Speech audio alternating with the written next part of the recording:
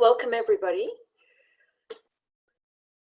I hope you can all hear me. Our attendees are slowly joining us in the room, and I'd like to welcome you here today to what I think will be a very, very interesting discussion about the innovative solution that VanderSat is bringing to index insurance to make it affordable by taking a new approach to how this is tackled with respect to soil moisture.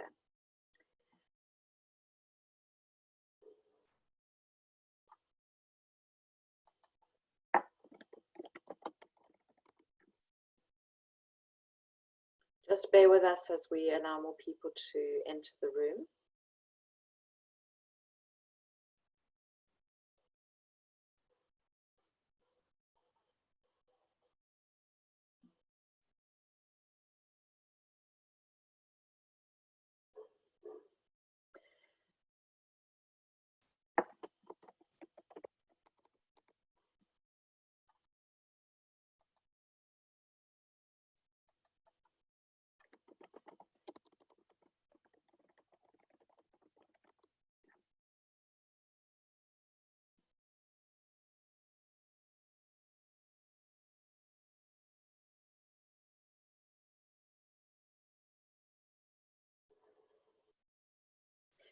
So once again, we're very happy to welcome you to our webinar today. And before we begin, just a few housekeeping items.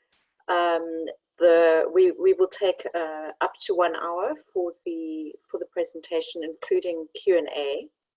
And we would ask you to mute yourselves, please, as attendees. You can submit questions, however, via the Q&A feature, and thanks to those of you who have already submitted some questions.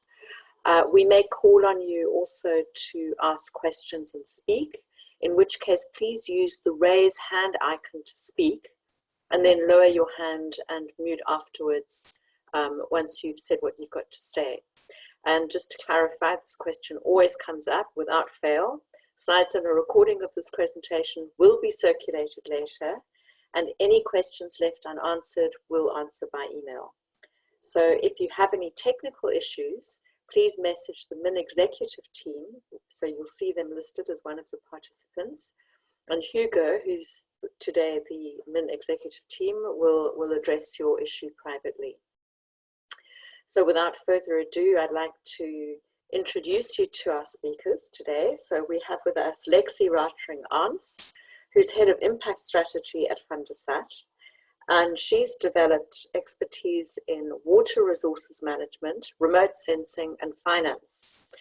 Lexy's passionate about creating impactful solutions for those who are most vulnerable, and she works to develop soil moisture index insurance products which insure smallholder farmers against drought. We also have with us Berend de Jong, who's CCO at VanderSat, and he's responsible for the continued growth of VanderSat's global client base and is also in charge of product and market development. He's leading the VanderSat business unit insurance and banking and works on a daily basis with AXA Climate, Swiss Re, and Descartes Underwriting to develop new parametric insurance services, roll them out to different countries, and ensure that operations are running smoothly. So without further ado, I'm going to hand over to you, Lexy, and we're looking forward to your very interesting sharing of knowledge today. Thanks so much. Thank you very much, Katharine. I hope you can all hear me very well. I'm very excited to speak to you today on behalf of the VanderSat team, together with Berend, to present to you our solution, which we believe is very fitting in the context of microinsurance. So before you can see an image of the soil moisture conditions of the soil above the Netherlands. And this is kind of an average condition over a period of time. We are based in Haarlem in the Netherlands, so this is also why we show you this image. But generally also the Netherlands is considered a very wet country. But in this, this image, you can actually say that there are quite some differences in soil moisture. It might look like quite a simple image, but it's quite a unique image because we are the only ones to provide this image at a resolution of 100 meters worldwide. So looking forward to show you how we do that. let me see. I can now control the slides, but it takes 1 second.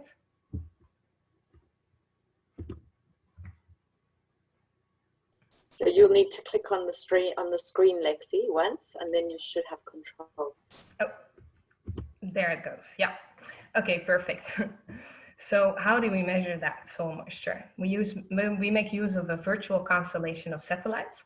Here you can see the ones that we use listed, by which we observe the Earth's surface. And there's a lot of satellites out there in space, about 1,000 of them. And many of them, they observe the Earth's surface in the with wavelengths around the visible light spectrum. So that basically means that you're taking a picture from space of the Earth's surface. And in case there's clouds, well, you can imagine you can't really see much of the Earth's surface. You're just going to take a picture of a white surface. So with the technology that we use, which is called passive microwave remote sensing, we make use of a wavelength that can actually penetrate through clouds because it has such a long wavelength. The microwaves that we use are comparable to radio waves, for example. And that means that every time these satellite systems fly over, we obtain valuable information about the soil surface. And in this case, we derive soil moisture information. So we use a lot of different satellites. That's also why we always have a backup signal available. Move to the next slide. This is, why is soil moisture so important to understand drought risk or to understand drought? Because it is the resulting parameter of a lot of hydrological processes that take place. So, for example, we have rainfall, evapotranspiration, groundwater contribution, runoff, and all these processes, they have an effect on the available water in the soil for the plant to uptake. So that's why observing soil moisture is such a direct observation of that stock of water that is there for the plant to uptake. So that means, soil moisture is very directly linked to agricultural yield and also agricultural losses due to drought, specifically in the context of rain-fed smallholder farmers. So some of the characteristics of our data sets are listed here. I've already mentioned we have pretty frequent observations. So we have daily observations, and depending on the frequency that we use, we have one observation every 3 days. Our data set has a global coverage. So we can turn it on anywhere on Earth. Our resolution, which I will talk about more later, is 100 meters, 100 by 100 meter pixels. We have a data archive available of 18 years. So everything that happens today, we can put that into perspective, which is key for index development. Like I already mentioned, we don't have any cloud or darkner interference. We have a backup signal available when needed, and we provide our data like a couple of hours after overpass of the satellites via our API, or as our clients prefer, we can send them also our data via CSV files. By the way, if you have any questions also, please raise them in the chat box and I can answer them, try to answer them along the way as well. This is an example of how our data looks like spatially. This is the case of Europe, the drought in 2019, where we can see the image shows you very red areas and blue areas, and this corresponds to dry and very wet areas. So drought is always measured relative to normal because you have a seasonal effect. So in the summer, it's also always going to be drier, but how dry is it at that point? That's what we can easily see with our data. And in this image, you can see certain hotspots pop up, like in the north of Italy, had quite a crisis already there. Greece, Ukraine was exceptionally dry. And let's hope that 2020 is not heading that way as well, but it seems like it's going to be, rain is not coming yet. A bit more on our resolution. On the right side, you can see the soil moisture images that are made available publicly by ESA Climate Initiative. They are available at a 25 kilometer. Many of our scientists that work at VanderSat are also developers of this database, which is specifically designed for the scientific community. And on the left side, you can see the VanderSat soil moisture dataset, which is developed by our founder, Dr. Richard de Jeu, who has an academic career of over 20 years in this really niche remote sensing of microwaves. And he has developed a patented algorithm to downscale this high, like coarse resolution data to a very high resolution of 100 by 100 meter. So the algorithm makes use of overlapping satellite observations, and it adds to it other geospatial information. And yeah, that results in a resolution of 100 meters, which is quite actionable information for agricultural applications. Oh, I have to switch. So yeah, a question might be is whether this satellite observed soil moisture is also reflecting what's happening on the ground. So we've been involved in many validation studies of these data sets. And an example of that is shown on the slide below. Dr. van der Schali, one of our colleagues, has been studying, for example, in Australia, the observed soil moisture signal derived by satellites and compared it against the in situ soil moisture data. That is basically the data that you obtain when you install a soil moisture probe into the soil. These are quite expensive if you want a reliable one. And also, of course, it brings up the question, how are you going to select a representative point in a field to cover your whole field? But as you can see, the correlation is quite well. And we see that across all our validation studies. We have an accuracy about 0.03. And I'll explain also the 0.03 cubic meters per water per cubic meters of soil. Happy to explain more about this. Yeah, also satellites provide you with the ability to actually get an overview of the field. As soil moisture probes just measure 1 point, satellites enable you to get that bird's eye view over drought conditions over a bigger area. So this is an example of our data viewer that we have available for our clients. On the left side, you can see a field. And if you will click upon it, you can derive a time series that is displayed on the right. And I'll take you through the graph. On the y-axis, you can see the surface soil moisture, and that's expressed in, already mentioned, cubic meters of water per cubic meters of soil. And on the x-axis, you can see time. We've only displayed a couple of years here, but we have a history available of 18 years. And the colors that you can see are the daily soil moisture observations in blue, which are measured every day. And the red line is a moving average that we take. So we take a window of 20 to 40 days, for example, to see trends in this daily soil moisture observations. And we compare the red line against the black line, which is the climatology. And the climatology represents the average conditions or the average conditions for that time of the year. It's basically an average of all the soil moisture values for that given day, looking back 18 years in time. And if you compare the red line against the black line, you can really see events appear. So drought events, but also moisture excess events. And if those events become quite extreme, those are, of course, the events that you would like to be covered with insurance. So this is just to show you how key this time series is in developing a reliable index.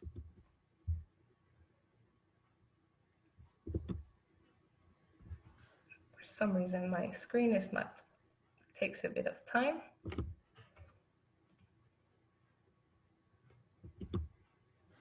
Lexy, while you were pushing the buttons, this is Berend. Thanks for joining all. There's a question from one of the participants. Soil probes collect data at many different depths, say 5, 20, and 40 centimeters and so on. Which is the depth that remote sensing technology can sense at Lexy? Can you answer that one? Yes, perfect. Thanks for that question. So we measure the soil moisture in the top soil layer, which is the first 5 to 10 centimeters, depending on the frequency that we use. And that top layer corresponds really well with what's happening in the roots zone. So what we have is also a physically based model that translates that soil moisture condition in the topsoil to the entire root zone. Yeah, thanks. Yeah. Berend, can you explain some of about our company? Yes, I will. So VanderSat is a young and growing company. We were founded in 2015 by Richard. Richard, you can see here on the picture on top. Now in 2020, we are around 30 employees, and we take a lot of pride in our scientific background. 20% of our employees have a PhD. Richard is still, even though he's working more than full-time for VanderSat, amongst the top 1% most cited researchers in the world. So that's really quite something, with publications in journals like Nature. And it's important because it grounds our work, and the validity of what we provide is critical for all our clients. So whether you're a smallholder farmer or a large corporate, that's all the same. We provide the input for the State of the Climate report. So the data source for the IPCC report. And we are also very happy that we were able to play that role, as well as the soil moisture CCI data as provided by ESA.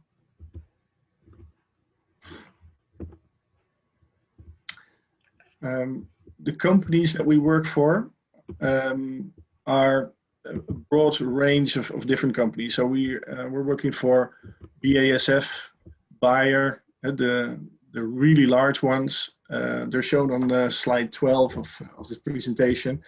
In the insurance space, we're working for AXA, for Acre Africa in Kenya, and Lexy will run you through a case study of Acre Africa later on. Just a few weeks ago, we had a new investor joining our company, Social Impact Ventures. Social Impact Ventures is a private equity fund that especially focuses on doing good for the world, which aligns 100% with the original objectives of VanderSat. And also with this new investment, we're able to make even a stronger impact for smallholder farmers all across the world. The services that we focus on are 5 key ones. I won't go into depth for all of them, but it starts all with the farmer. So precision farming advice, such as when to irrigate the land, whether or not to use fertilizer or pesticides, are applications that use our data as inputs. And we're doing that for apps from BASF, Xarvio, or from Bayer and the Climate Corporation, FieldView.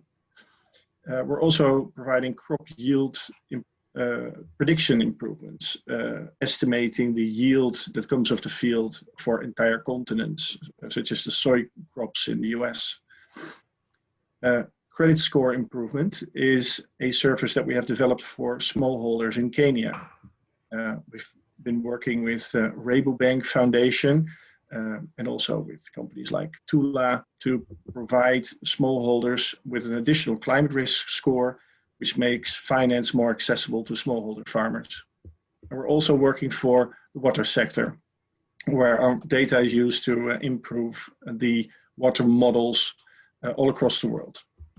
Today, we're focusing on index insurance, and this service is becoming operational in more countries every year.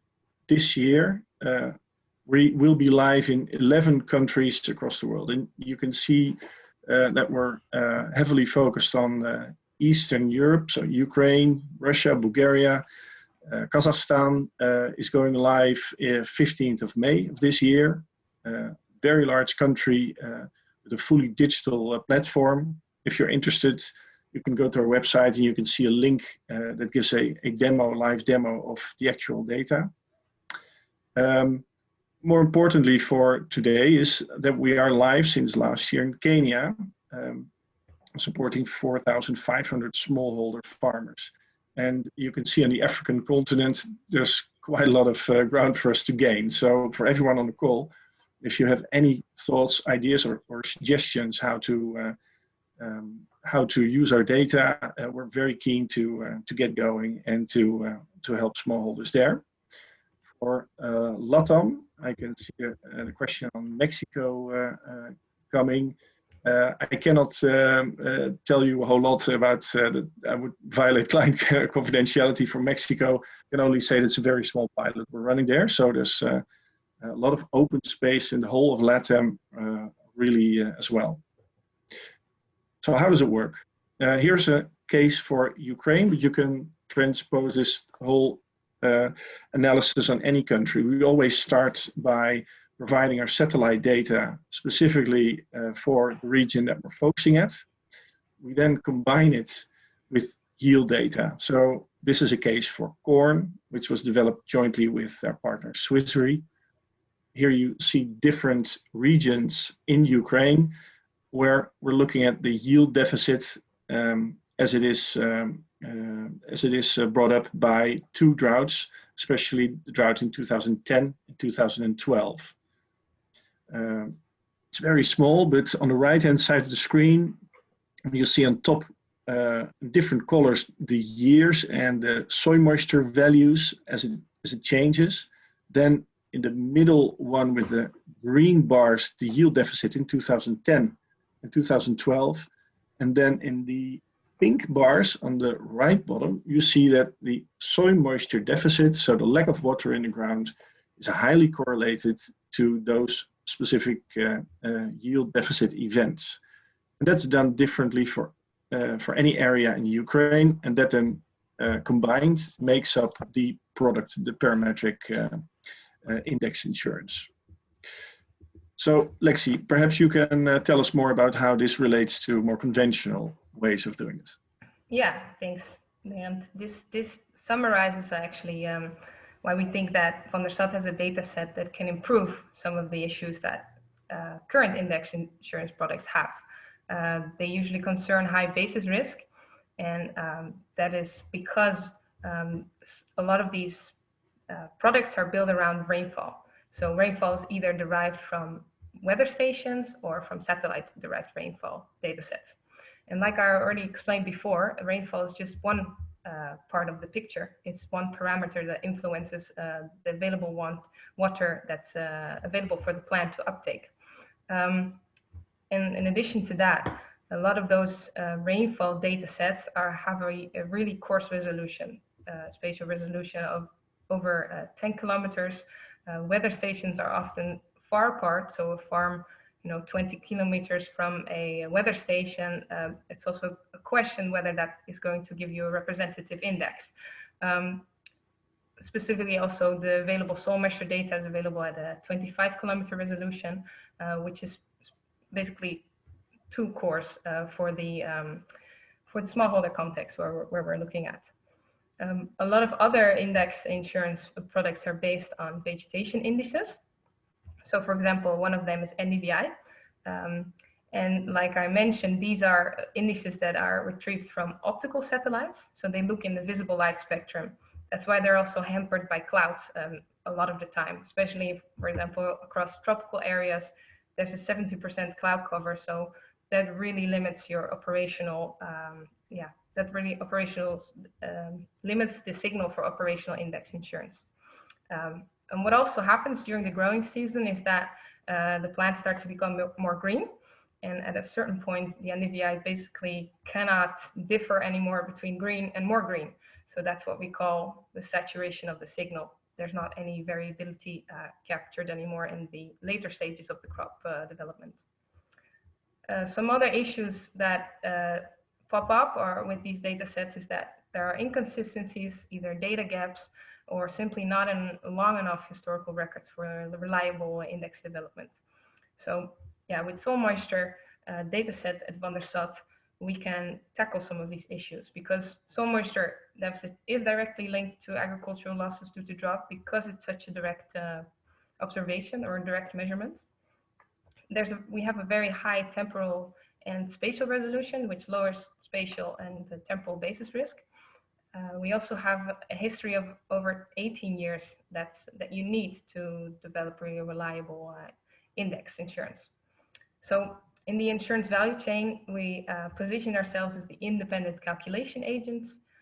Thereby, we can ensure that we can objectively deliver data to farmers, cooperatives, insurance and reinsurance firms.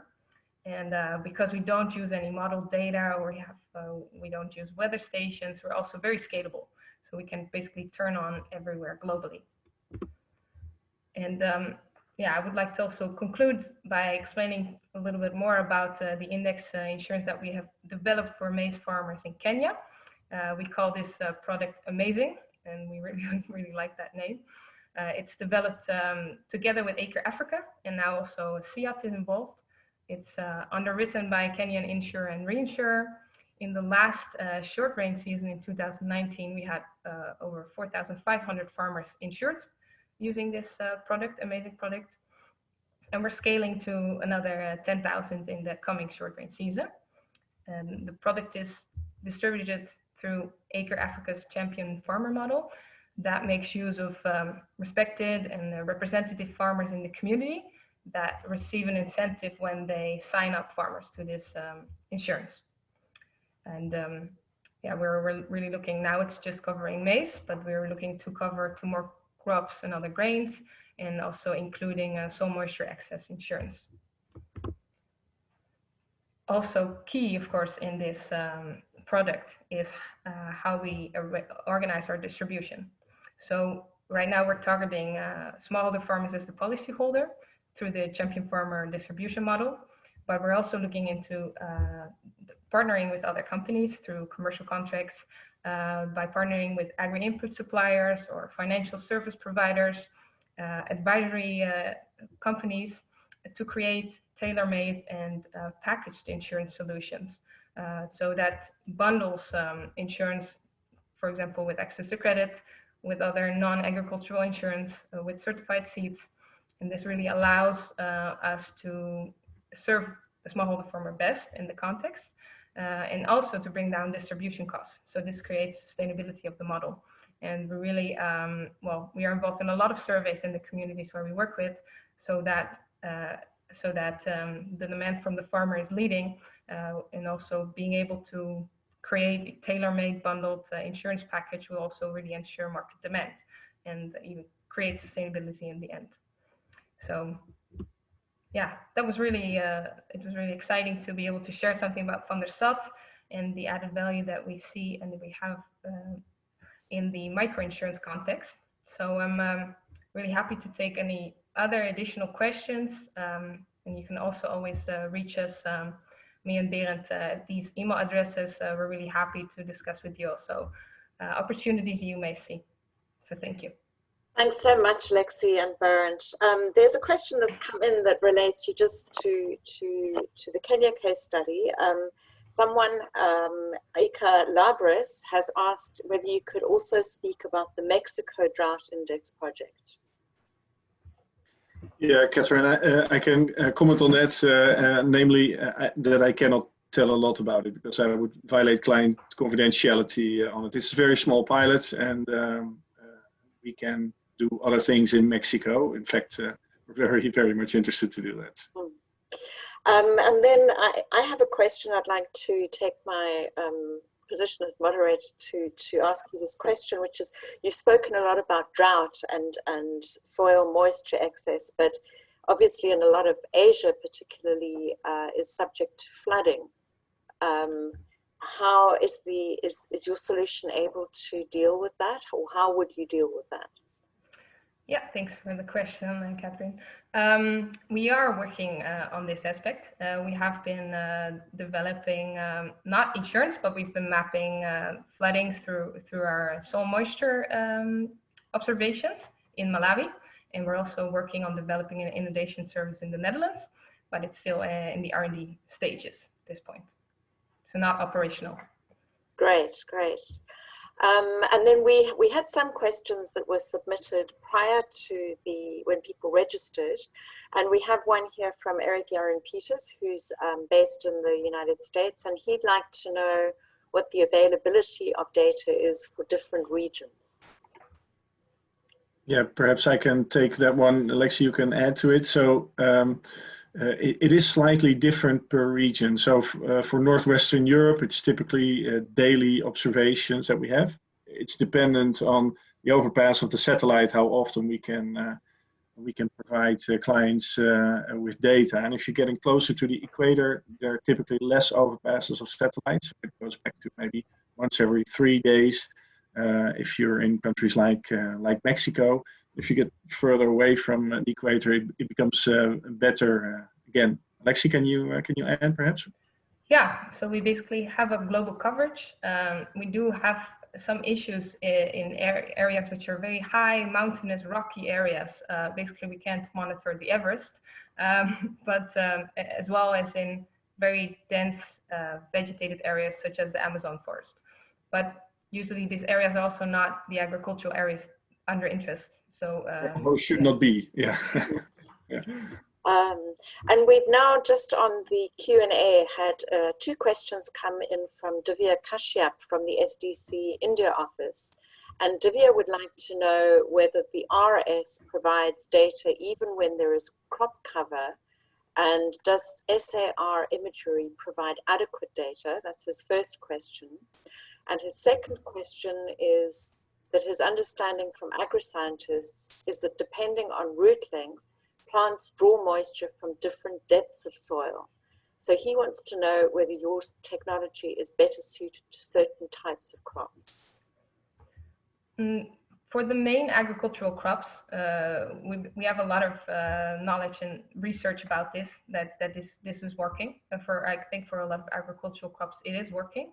Yeah, Berend, you would like to comment on this? Yeah, so it's a valid question. Of course, different plants have different depths of roots, and the development of an index insurance based on this always starts with a specific type of crop and also a specific location, and the two combined, and we need to work with anyone who's developing the insurance to test whether the product works under those conditions on that location.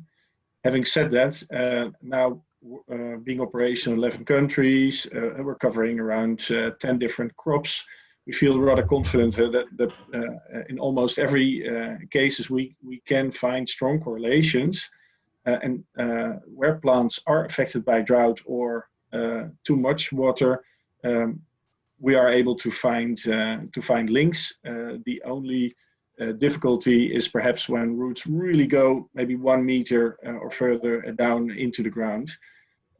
Our satellites, they can measure anything between 3 centimeters to 15 centimeters into the ground.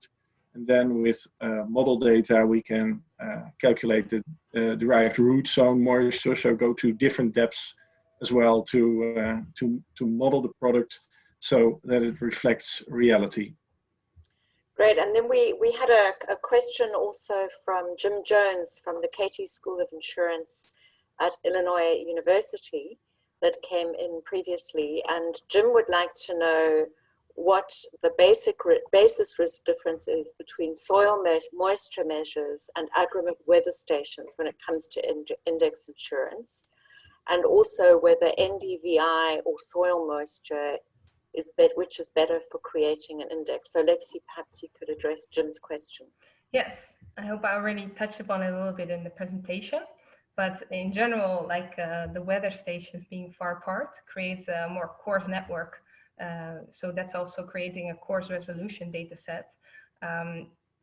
For higher basis risk, yeah, it's nice to have a higher resolution data set to match the parameter with the actual crop losses that are happening in the field. For the NDVI, there's a couple of reasons why we believe that soil moisture is better suited actually, because NDVI measures the vegetation greenness, so it always measures kind of a response on the conditions. So if the drought is occurring today, there might be an effect that you can see in the greenness maybe 2 weeks after. So it's also, there has this lag in the NDVI. It's an indirect parameter, and it's hindered by clouds, and also there's some saturation issues in the later stages of the crop development. Then we have a question on the Q&A from Emiliano Castuma. I apologize if I'm pronouncing people's names incorrectly. Who wants to know whether the soil moisture is water balanced per type of crop and whether you need local yield data to reduce the baseline risk. He also asks how long it takes to develop a project from scratch, and if they have meteorological information, can this help? I think I can take the first question and we can see along the way who answers it. But the soil moisture that we measure is not like a water balance equation or a model. It's really a direct observation. So it's measured by the satellites. It's just a picture of the state of the soil at that moment. That provides you, with the soil moisture. Water available to the plant, indeed. And Emiliano, what you're saying, so to calibrate the model, you do need local yield data. Absolutely, we do need local yield data to see if we find enough correlation, and typically the correlation needs to be higher than 75, 80% or so to have an acceptable basis risk. And maybe to add up on that, of course, in the context of smallholder farmers, this sometimes is an issue. So we're really looking for ways to go around this and see what is available data, or what can we match the extreme events that have occurred in history to come up with a reliable index. Yeah. Right. And the other question was, how long does it take to develop a project from scratch? We have been running in rather long projects. So the Amazing project is now running for over a year. So it's but now with the expertise that we have built up, we can and have developed products in a matter of weeks. So the shortest is now 5 weeks from original project idea to an operational service. So there's another question which I think relates to it. So from a technological point of view, you've got the capacity to deliver higher resolution information about the soil moisture, and that can go through cloud. You can adapt it to specific different types of crop. You can go down to the sensing depth of the satellite is comparable to ground probes. But what about cost?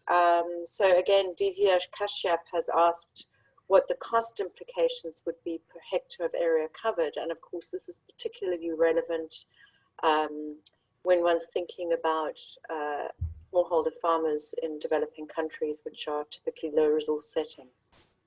Yeah, I'm happy to take this one, Katharine. So when it comes to the project, the Amazing project that Lexy referred to, that was NGO funded, Dutch government funded work. And our ambition is to provide economically viable products also to smallholder farmers, and we do that by working on a success fee, really. And the fee that we take, you have to think along the lines of 4 to 5% of the premium once an insurance is written, and we use that to cover our cost in reality with smallholder fees, and it's really impossible to do that. So we're heavily funding also time that the VanderSat team is spending. But then at the end, we do have a commercial operation, and for our social impact work, it is important that we're covering our cost to some extent, and that's why we charge that fee. And then a question from Berend from Highres. You mentioned that you're working with Acres Farmers, a group of 4,500 in Kenya, and that you're open to ideas of how this data can be used. And Michiel wants to know whether you've considered using the data to trigger payouts of index insurance contracts directly. Yes, definitely. This is something we're looking at, and I think the system available in Kenya, called like M-Pesa, really allows for that quick transactions. So this is something we are definitely working towards.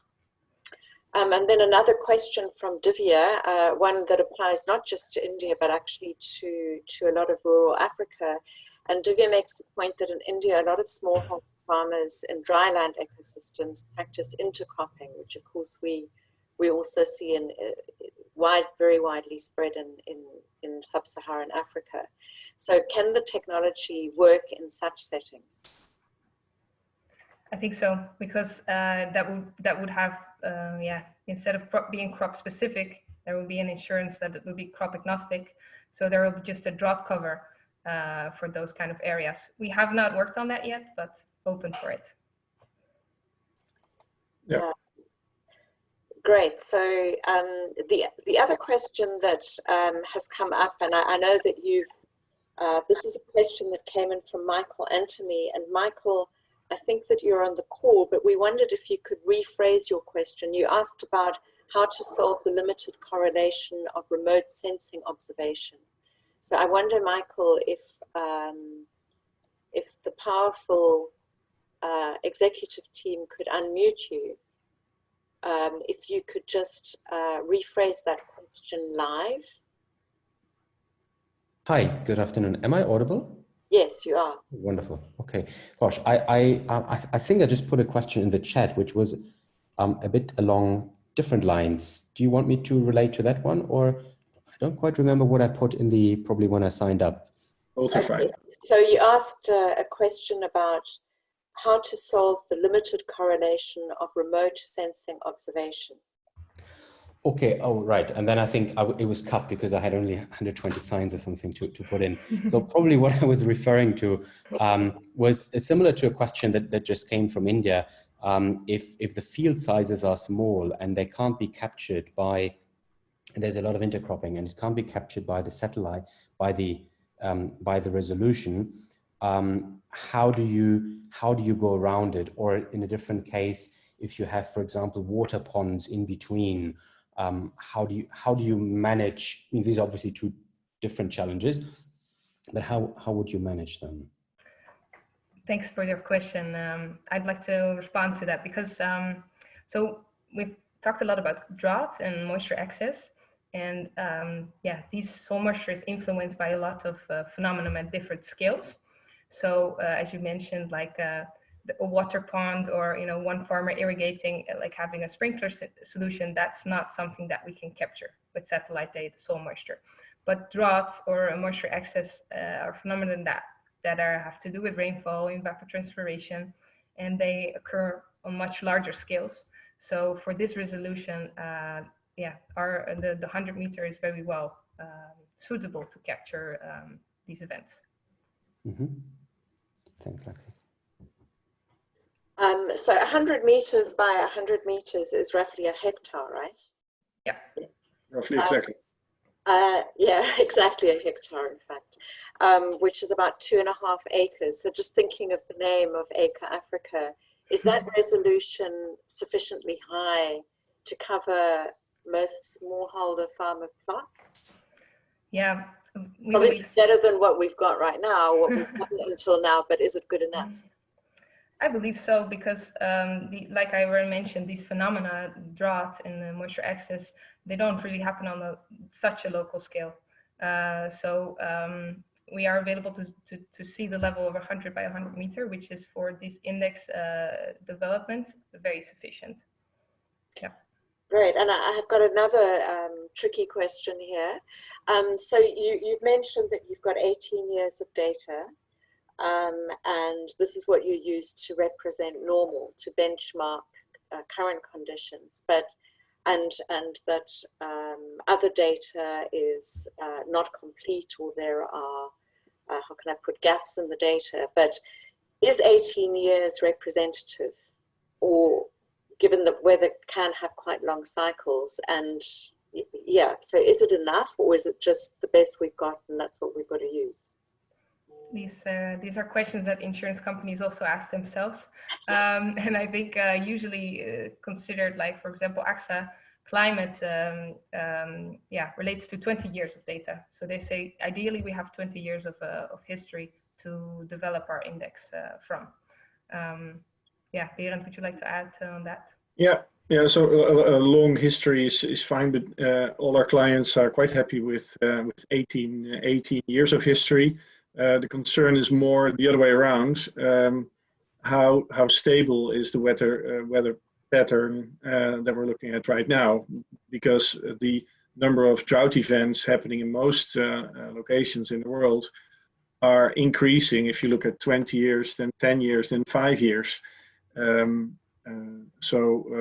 Predicting the future by looking backward is always a difficult task, but that's also the expertise of the insurance firms, and that's not VanderSat. We're providing the best possible soil moisture data on most frequent basis, and to structure the product on top of that. Yes, I know this is something we discussed a couple of weeks ago, where I also said, okay, but the climate is changing, so how do you incorporate that? So thanks for addressing that. We have a question from Denis Garon, which actually speaks to another cost-related question that was raised by Divya.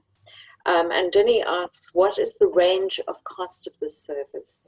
And how often can you update the index on soil moisture? Yeah, so the fee that we charge is like I just mentioned, between 4 to 5% of gross written premium. The service is typically procured for a growing season, and that depends on the region where you procure this service.